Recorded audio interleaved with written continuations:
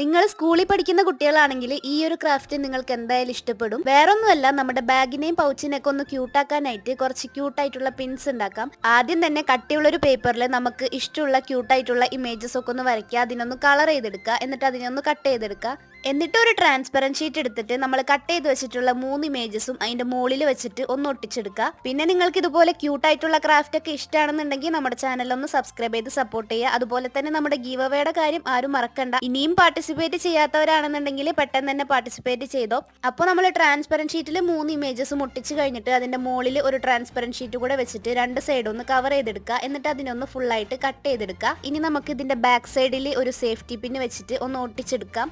ഞാനപ്പോൾ ഇത് ഒട്ടിക്കാൻ വേണ്ടിയിട്ട് ഇവിടെ യൂസ് ചെയ്യുന്നത് നമ്മുടെ മാസ്കിംഗ് ടേപ്പ് ആണ്. നിങ്ങൾക്ക് വേറെ ഏത് ടേപ്പ് വേണമെങ്കിലും യൂസ് ചെയ്യാം. അപ്പോൾ നമ്മുടെ ക്യൂട്ടായിട്ടുള്ള പിൻ ഇവിടെ സെറ്റ് ആയിട്ടുണ്ട്. ഇനി ഇതിപ്പോൾ നമ്മളെ ബാഗിലും പൗച്ചിലൊക്കെ കുത്തിവെക്കാം. വീഡിയോ ഇഷ്ടപ്പെടുകയാണെങ്കിൽ ലൈക്ക് ചെയ്യാനും കമന്റ് ചെയ്യാനും സബ്സ്ക്രൈബ് ചെയ്യാനും മറക്കണ്ട.